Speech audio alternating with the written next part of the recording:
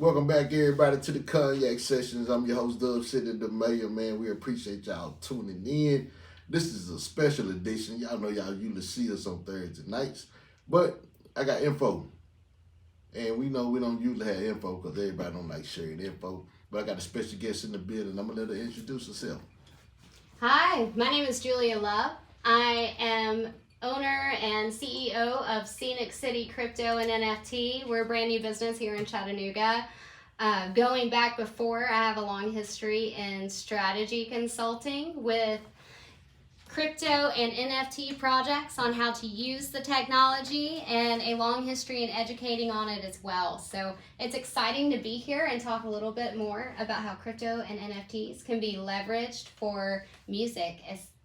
Yeah, that's because what we're talking about. Because we got I asked you here because we got the Chattanooga Hip Hop Week coming up. And you'll be there Saturday for the conference, right? I will. I'll be speaking at noon, from noon to 1 on Saturday, and I will be there the entire duration of the summit, helping set up people with wallets for free so they can learn a little bit about what our company does to help with increasing crypto knowledge and education. In addition, we want to help you get started and be able to build your little crypto portfolio yourself, learn how to use it, and do things. We believe in empowering people to do it themselves. And that's what's exciting about it. So you'll see me sitting there at the table. If you want to come and get your first wallet, come on by. We'll get you set up and we'll tell you what you need to do. Oh, yeah. I'm coming to get mine. I need it, man. And you're from Mississippi. I am, as you might hear from my my accent. I am born and raised in Mississippi. I lived in Leland, Mississippi, although the first place that I lived was... Let me fix that for you. Thank you. Yeah, was Pantherburn, Mississippi, which is right on the Mississippi River in between Greenville and Vicksburg. That's a city, Pantherburn? Maybe you can call it that. It actually made... in the Blues Brother, the movie, I think it was either 1 or 2, they were standing in front of the Pantherburn sign, or they were in Pantherburn talking about going to Yazoo City. Yeah, and that's I remember that, It's one claim to fame, but there's about like 20 people that live there, maybe. For the host? Yeah, it's a 45-minute drive to the Walmart, if you know what I'm saying. Pantherburn, Mississippi. Yeah, big city living. No stoplight. No nothing. Definitely not a stoplight. There's just a place to turn.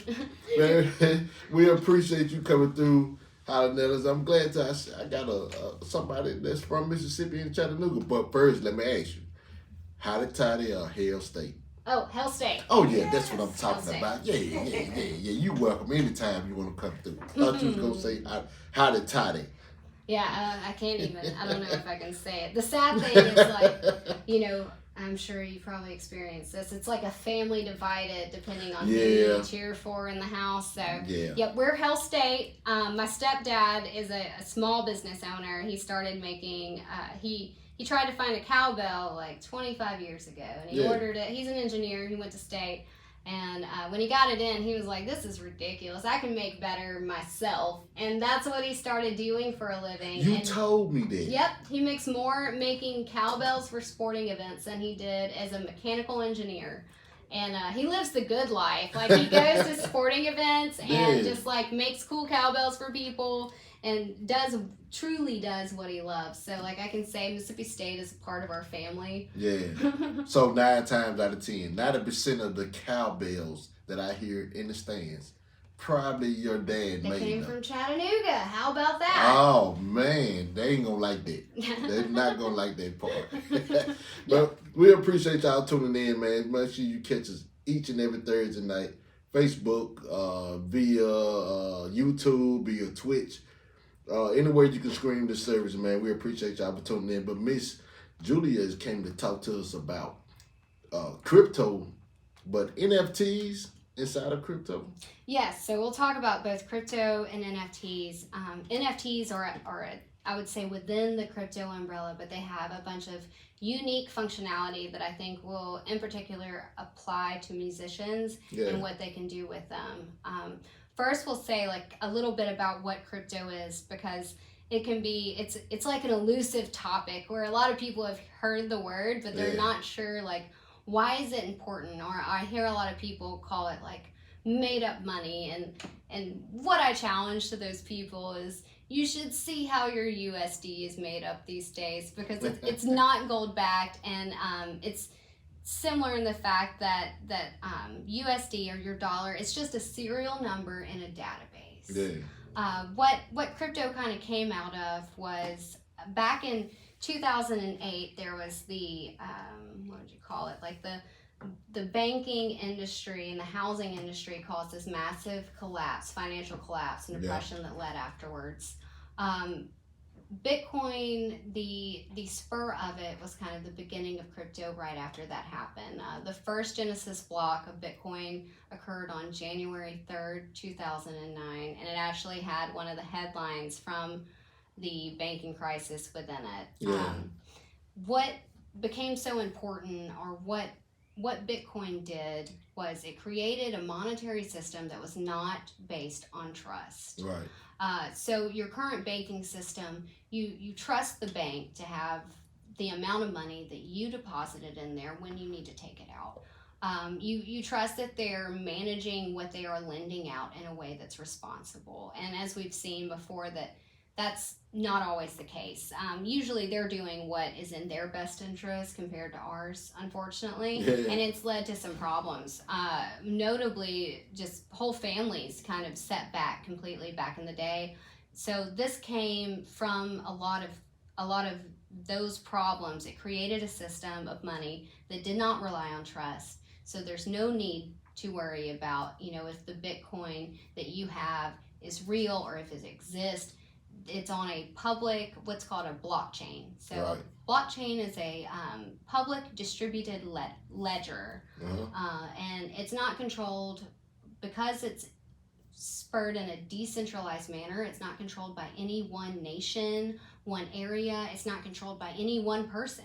Right. So the people who are a part of Bitcoin are the ones who maintain it, and they're the ones who control it. Yeah, Its decisions are made off of the protocol.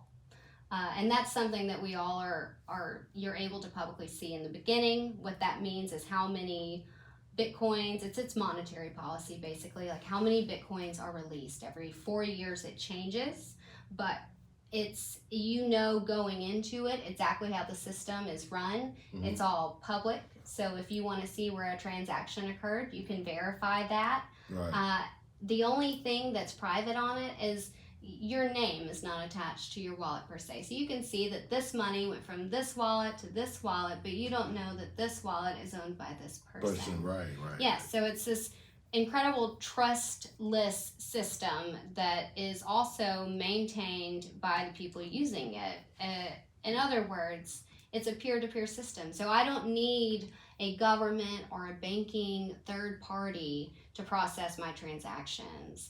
The transactions are processed by the system supporting itself, which are the distributed set of nodes that process transactions. Its whole system, it's not reliant upon any one country, which I think is a beautiful thing, in the fact that we kind of rely on each other.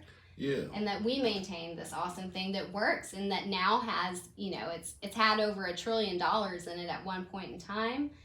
And the system worked. Yeah, so it shows that we don't have to be reliant upon these things.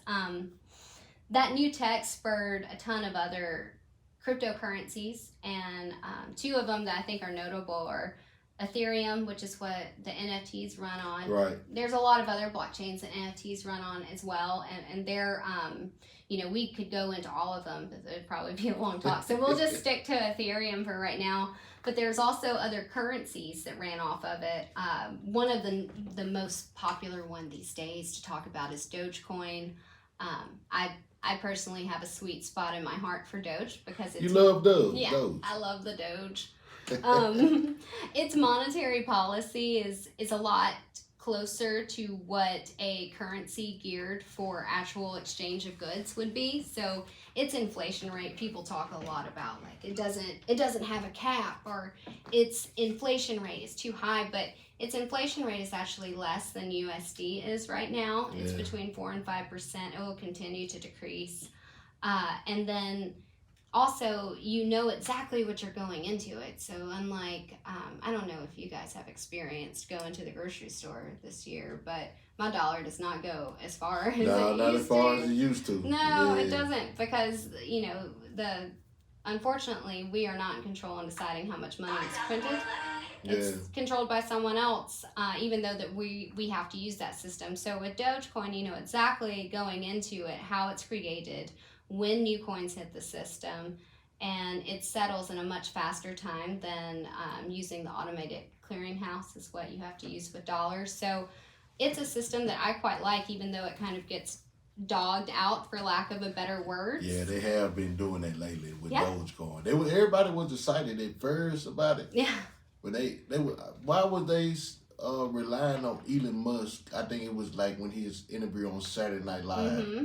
They was relying on him to say something about Dogecoin. Yep. For it to inflate, but it didn't do anything. and that's kind of, it's funny, because I think a lot of people were relying on people to, what is it, you say, buy the rumor, sell the news. Yeah, a lot of that happens. And what I think is important, like if you want to build the value of Dogecoin, use it.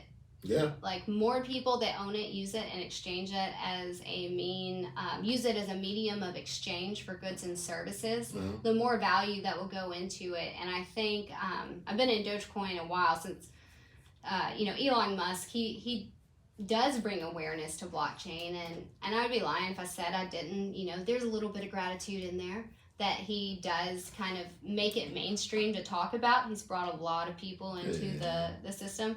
But at the same point, like, these are incredible autonomous built protocols that they don't rely on Elon. Like, we can do this ourselves and make it an incredible system. So like, that's the number one thing to remember, that if you're getting into the system to make a quick turnaround dollar, crypto may burn you, in the fact that it's a volatile asset. It's in its very beginning stages, even still, of adoption right now. So there's money going in, there's money going out. And it's still, I would say, a lot of a speculative asset, which that's part of what I want to work to change, is I want to make it a used asset. Yeah. Like, we use this as a medium exchange, or with NFTs, we use it to distribute our art or our craft or our content. The more that we look at it that way, the value will intrinsically go up without us having to rely on a tweet from Elon or mention. And then, the real beauty in it is the tools that this gives us to do it ourselves without having to rely on these. Historically, we rely on legacy third-party systems, whether that be banks to process our transactions or Visa to process our transactions. Now we can use a system that we support ourselves. Yeah, so you're an NFT expert? I Would you consider yourself? Yes, I am. Like I said, I own a consulting firm that focuses on crypto and NFTs. Yeah. It's hard to say, because you've been in this a while. You're like, maybe there's some people that know more about it than me. But at the same point, I would consider myself an expert in this technology. And I would consider myself as like a strong resource on who you go to. Like, out of all the people in crypto, I want you to come to me because you want to find out how you can use this to further what you're already doing. How can I integrate this into my business to advance what I'm doing even further? And be, right now, so few people are in it that you can truly be like a flagship representation of what it can do. So, you can do something different that no one's ever done before. And those are the things that I get excited about doing for people. Yeah. So it's part of your everyday life. Like, this is... Yes. You can. This is what you depend on. Now, I ain't gonna say depend on. I guess you rely on. I eat, sleep, and drink it, I guess is what you can say. Like, if you look at the people around me, it's funny because before it became popular, you look at like my family and they're just like, oh my gosh, Julie's talking about crypto again. And then Mother's Day rolled around this year back in May when everything was at all-time high. My mom's like, can you help me set up that exchange account that we talked about before? Like, the conversation has changed. She buying in. Yep. Oh, definitely. I didn't have to. It's funny, like, when it was, lower adoption, it was just me like, It's incredible, and learning more about it and not really having anyone interested. But the whole, I would say this is all flipped now. Yeah. And finally people are starting to open their eyes to this is not just some kind of, like there's a preconceived notion that it's funny money, but instead they're realizing, oh, this system has benefits that the one I'm using doesn't. Right. Mm-hmm. So what I want you to talk about is, well, you can talk about all of it if you may, but what I want to, because I deal with a lot of rap artists Mm-hmm. and people of that nature, this the rap industry period.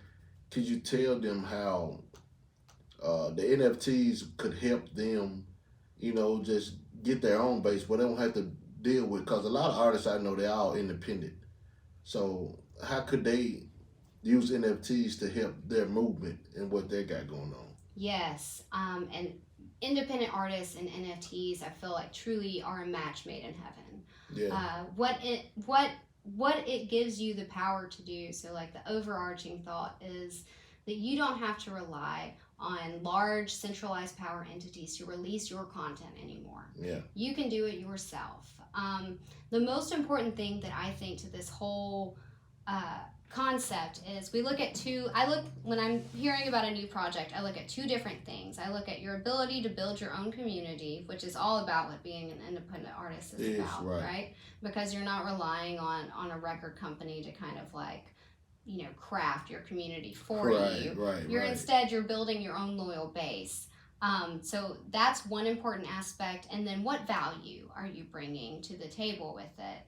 What makes your content unique? And what's great about this is you can craft that whole story on what your value is. Whether that be, I'm going to release, so first I'll talk a little bit about what an NFT is, and then I'll talk about how you can leverage it. Yeah, do your thing. Yeah, that might be a little bit helpful, because NFTs, it's one of those things where, I tell people what it is, and they're like, what is fungibility? And like, yeah, now, understood. Some of us, you have to dumb it down for us so we can. No, and for I did me, it for I'm myself just saying, too. for me, yeah. It was hard idea to wrap my head around, and that's why it's like they kind of came around years ago, but they're just now finding what they're going to be used for. So what makes an NFT different from regular cryptocurrency? And cryptocurrency in general, it has the concept of digital scarcity. So with Bitcoin, there's 21 Bitcoin that will ever be created. Yeah. And you can verify that your Bitcoin is one. And the fact that you can't double spend or make fake Bitcoins. Like the way that it's cryptographically tracked is from its inception to however it made it into your wallet. So I can't bootleg. Nope. Yep. Okay. It's tracked on the blockchain. So the blockchain knows like the second that Bitcoin came into existence, and then it publicly shows every transaction that led it to being in your wallet. Right. NFTs have that same, beautiful concept, and the fact that you can track ownership. What makes them different is unlike Bitcoin or Dogecoin, where you can exchange out Dogecoin for Dogecoin. It's worth the same value, whatever, how many of them.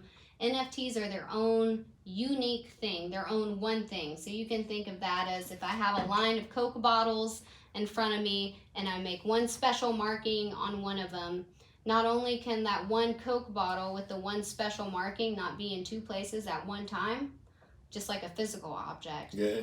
But also I can verify that that's the exact one that has like that I'm trying to refer to, that has the marking on it.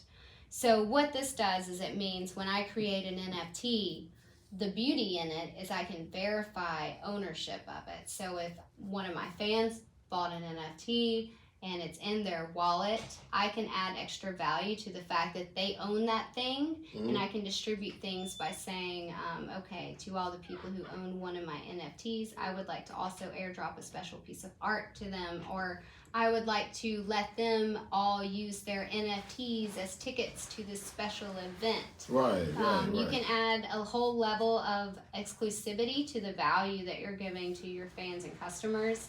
And then possibly my favorite part about NFTs is, so the community building tool, I will say, is my favorite part. We'll go into more detail. But A unique part of NFTs is that as artists, we can add our own royalties. We can determine that percentage from the beginning. That's cool. Yes. So historically, you know, yeah, we get royalties, but they're very small. You can get like a check for $2. You know, I don't know if that's about $2 and 2 months later. These days, with royalties with NFTs, you set the percentage when you create the NFT and you distribute it. So if you make 100 NFTs of, say, like a new release album that you have, you'll make those numbered, so even though they will still be unique objects in the fact of, like, old school art, it'll be 1 out of 100, 4 out of 100, so that they're labeled as unique things. You can go on and add the royalty percent and say, I want 10% of every subsequent resale of this album. So, like, before, if you sell a CD, that's when you realize your gains there, right? Yeah, and then as the CD is probably like an old school term, but as the CD is resold to other people, it's just the owner that received that money. No longer is that the case, because with blockchain technology, you can track where the NFT came from, who created it. So then every subsequent resale of your work, you would get, say, 10%, if that's what you set. You would get the 10% of that. Where that really comes into play is if you're creating content that people enjoy, they listen to, and pass it along, you can build an undercurrent of base income based on your royalties.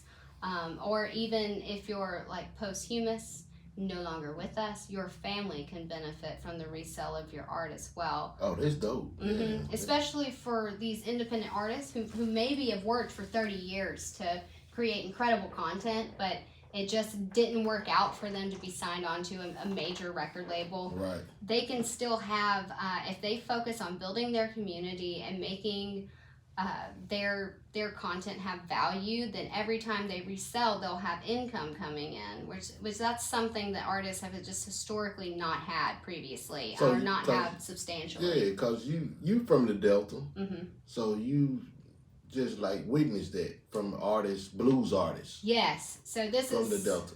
Definitely something. It hurts my heart. So an example that I like to use is I enjoy Mississippi. John Hurt is an artist I in particularly like. My brother's an old time musician. Yeah.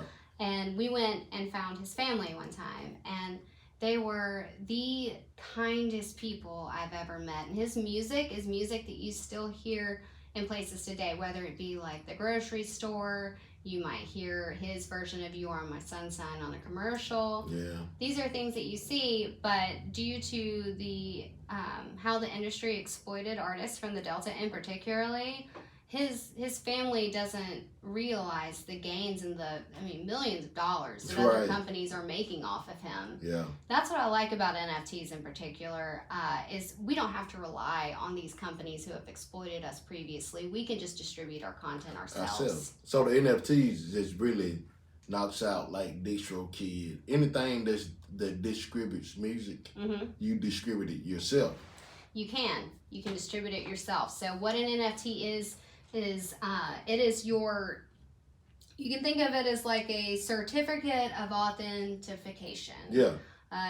It verifies that you own this thing, and digital ownership is kind of a really revolutionary concept into itself, because I think we've kind of let the concept of ownership go by the wayside with the inception of the internet, because there's just so much stuff, right? We can copy, we can all have a copy of this meme. Well, that copy of that meme might be nice, and it might look the same as someone else's, but if you had the NFT of it, that's the only way you're going to get all the benefits that go along with it. Right, so like anything that relies on verification of NFT ownership, you'll have to have the real thing.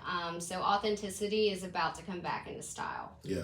And I think that's really important in general in this kind of like age of overabundance. But so this NFT, back to what we were saying, that's a like certificate of ownership. It's the thing saying that you bought this.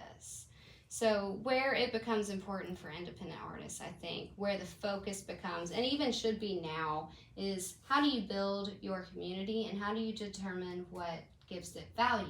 Right? This is a way that we can utilize our own community based on the royalty setup that will continue to have income. We can leverage our community to distribute our artwork for us. Right. So while we might mint and create the initial set, sell it to people for a reasonable amount, our community, if what we created has value, and we've even added additional value to the fact that like verification can mean all sorts of things later on, whether that be entrance into like a VIP event, maybe you have your concert tickets be NFTs, and every 5th concert you come to, you're upgraded to VIP. Licensing?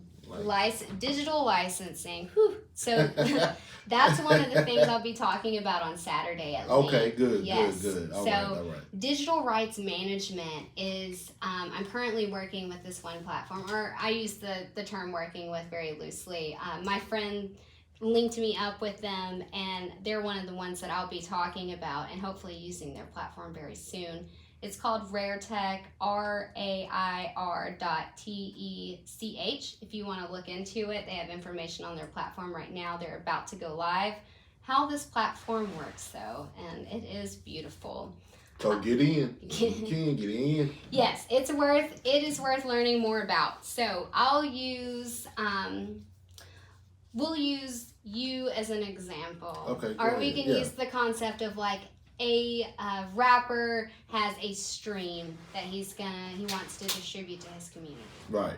So typically how that goes is he either puts it on YouTube and gets like pennies on the dollar. Right. It's definitely like an over exaggeration. Yeah, it is. Usually like a fraction of a penny on the dollar. Right. So instead with RairTech, what they can do is they create their content into an NFT. And the NFT is the key to unlock the content. So anyone who purchased the NFT will go to the website.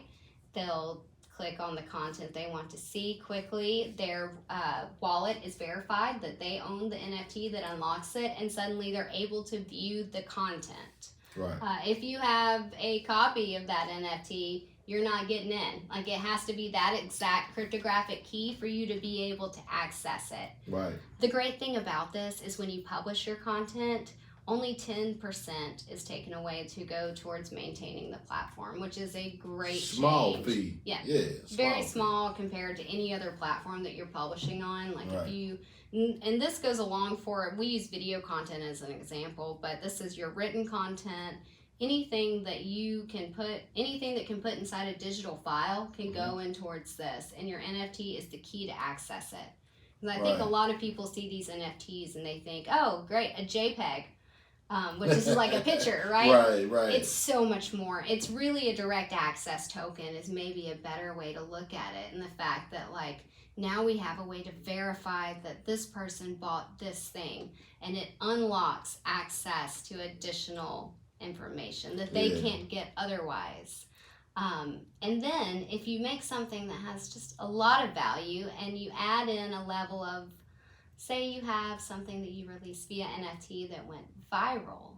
This is where you leverage those community building skills that I talked about before. Those become your marketing and your sales team because they own that NFT now, right? So they have, what is it called? Like a dog in the race. They have stake in this. They own a portion of it, so it's in their best interest that this NFT sells for more. They wanted to sell for more than they bought it for. Which in turn makes you more money.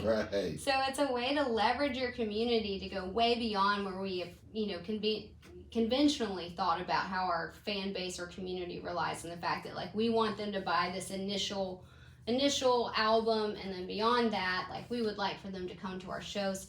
Here it's instead like we want them to buy the NFT, and then they are going to help market our NFT to other markets to show this thing has value, and they're going to build value within it. And then we can build value as well by explicitly saying things that go along with that NFT that it will unlock, and maybe implicitly saying, we have plans for what you will get access to. So there's all different ways to do this. That I could put that in later. Okay, all right, I got you. So if you can verify ownership of the NFT, then maybe you want to say, I'm going to have surprise drop-ins with my people, and we're going to have like virtual parties with everyone. Snoop Dogg is doing some really cool things with NFTs right now. He's in the forefront of crypto and truly an innovator.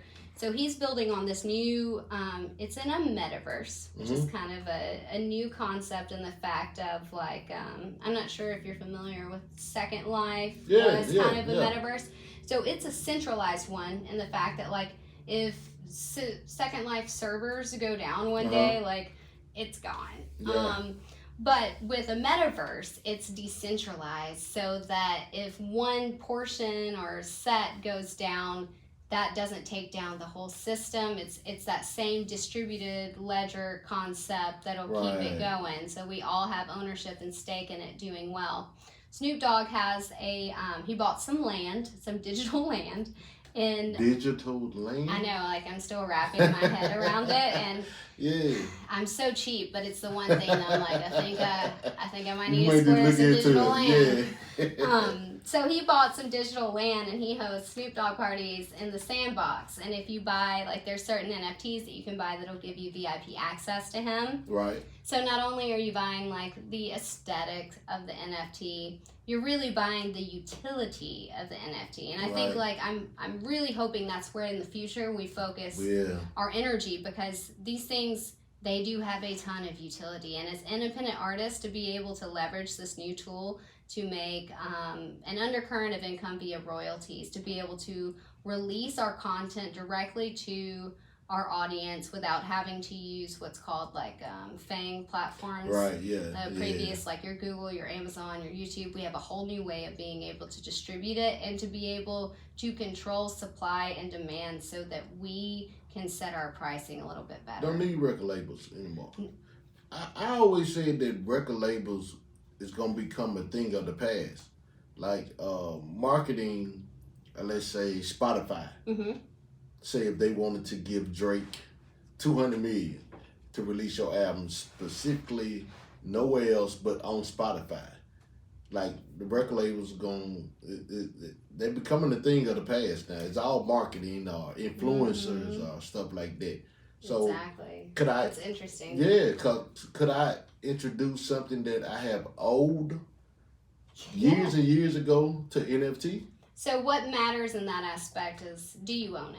Because that's kind of where record labels and stuff have, for lack of a better word, screwed over artists previously. Is they decide that they own your content. You can say we raw live. You can say fucked over artists. Pardon my French. Go ahead. Fucked over artists. They fucked over artists, and they give them these small percentages, whatever it be, like 10% to the artist, 30% to the composer and writer, and then like we'll keep all the rest of it for us, right? We're the centralized power entity, and you need us. Those days are hopefully going by the wayside. Like, I don't want to say those will be like non-existent, but I'm saying that we can build platforms where we don't need them. And I think like that's really where the future goes, and that what's neat about this is we can kind of decide how we want to leverage this technology. So as an independent artist, you can release your own music. You can set up your royalty payments, which, by the way, you would receive that royalty at point of sale instead of having to wait 2 months later for your $2 check. You can get point of sale for whatever percentage you set. And while it may take more time to develop that strategy, it's worth it to be able to own your music, and the people who buy your music, they also own it. You're right. And if you're talking about like digital rights management, that's what that Rare Tech platform solely does. So they're looking at, are you like lending the license to someone? Are they buying full ownership of that copy? These are decisions that you get to make, which is neat compared to before, where you're kind of at the mercy of whatever they're willing to offer you. Instead, if you want to release your music a whole new way, you can. And if you own that music from before, then 100% you can make an NFT with any digital file. Anything that we want. It doesn't have to be, we're not just talking about music, right? We're talking about any content. Definitely. Any digital content, anything that's a file. So the NFT, what that actually is it shows that like you own this thing, and it will point to an address that'll hold whatever the thing is that you're buying. So NFTs can actually be used for physical things to direct ownership. Like I was kind of thinking about walking horse lineage. Oddly enough, my daughter's grandfather is into walking horses, and that you could track lineage that way, or collectible cars. It would be a great way to track like ownership or any changes that have been done to it. When it comes to music, of course, any music stream, writings, maybe you want to take a picture of the handwritten where you wrote down the lyrics to a particular song that hit off. Yes. I could see where that would be something that would have value to someone, that is right? dope, yeah. Yeah, so you can think creatively, like, what can I do that has value for my community? And the more you foster that community, the more you'll learn just from them in general what they want. Yeah. And you can throw ideas. And maybe you make an NFT and it doesn't resonate, and that's okay. That's a learning opportunity in my book. Like, it is. You learn, okay, this didn't work. What does? You get the chance to try it out to see what works from now on, instead of having to like put all your cookies in one basket. Right. And another use case that I think is really neat, so another platform, Rare Tech is one I work for. They are solely into digital rights management, which is awesome. There's this other one that Sammy, who here in town, he likes a lot. Sammy, shout out Sammy, man. Shout out to Sammy. Shout out to Sammy, man. So this is something called VATMs. What VATMs are, they were around before NFTs became hip at all. They've been around for years, but they're virtual digital atoms. So these are, the concept is that this is a virtual object. And what's beautiful about these virtual objects is they can be used for, so you can say like, I'm gonna make a VATM to be used for a concert ticket. Whereas before, your number one, you can verify authenticity of these tickets, which is great. Or Right. I don't know, I snuck into a fair few concerts back in the day. But as an artist, I would like for people to buy all my tickets. So that can be verified. But what becomes even cooler is you have this direct link between you and the person who owns the ticket now. Right. So you can provide experiences along with the NFT that adds so much value. So if we're looking at what's been done before with these, with some of the like previous use cases, what they've done is they've had pre-event like hype, to where you deliver exclusive content to the holders of that digital ticket. Right. You deliver exclusive content that they can use to hype up the show on social media or any media channel. So this way they'll get like some unreleased song that you were gonna debut at the concert. You can zing it to them via that NFT. Then at the actual event, you can add in various different, like maybe there'll be a contest to where 5 of the ticket holders get to meet the artist. Something different like that. You can do that because you know exactly who's holding tickets, and then you can cycle that in, randomly choose 5, and you have that communication channel open. And then after your event, I think some of the best parts is you can provide memorabilia to them, so clips from the concert, the experience. Digital merchandise, yes. Okay, yeah, you can. Anything so, they sold online or yep. Okay, you can gotcha. Zing it over to them that way. And I I've been kind of thinking about different clothing lines that would come with like digital versions of it as well for your avatar to wear in the metaverse. But I'm still working through how to make that. You'll get it. Yes, get it. I know you'll get it. I've been working hard. But you can have all these different events, and then also you can track like ownership as well. So if that person goes to 4 concerts, then you can say, well, on the 5th one, you're upgraded to VIP automatically. Right. So this is a new way to reward your loyal fan base and the people who, it's kind of like a we help each other. They're paying my bills, I paid theirs. And it increases that value. Like, why does someone want to own this? Because I give more to my fans than what other people do. Right. And because I build those relationships, and because I give them something that's unique as far as an experience. I think that's what we do as musicians, right? We let them know about our unique thoughts, ideas, and we kind of let them into a whole new world of possibilities just by letting them experience our album. I really think music is an experience, not just like it's not a casual off-the-cuff thing to me. So I think these are people who can really see the potential in this and create value in ways that maybe I can't even think of yet. So could you cause I'm lazy. I ain't even gonna lie when it comes to like stuff like digital or anything online for dealing with computers and stuff like that. Mm-hmm. Could you just let the people know that it's not hard? No, it's not hard. And it's getting easier every day is kind of the cool thing too. So part of what my platform will be doing, the Scenic City Crypto and NFT, is I'm focusing on education and adoption. I think that like education is somewhere we've kind of held behind a little bit in the crypto sphere because we've been so focused on making money that no one's focusing on like what does it do? How can we build on it? How can we use these tools and leverage them to make our world a better place right now?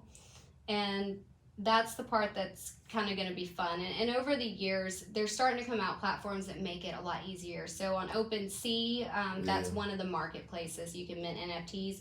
All you need to do is have your digital file. I always recommend that the data that your NFT points to is saved on something called IPFS. That's a distributed version of file storage.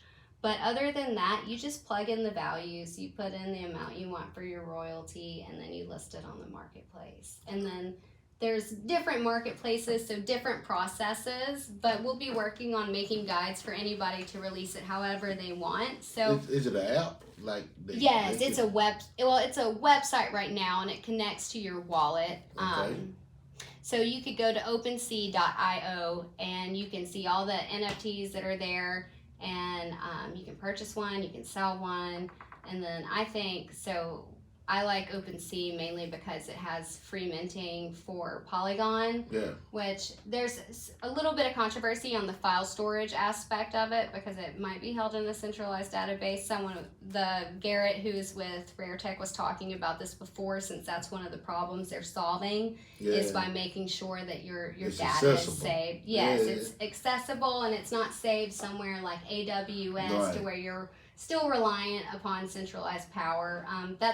That's where I think like crypto is really a unique opportunity, in the fact that, as we were talking about earlier, like the big saying that I have that motivates me to keep doing this is our fight is not against these centralized power entities that have held us down for so long and kind of pigeonholed us into having to use them. Our fight is with the notion that we can't build around them and build the world that we deserve ourselves right now. Yeah, we don't have to fight.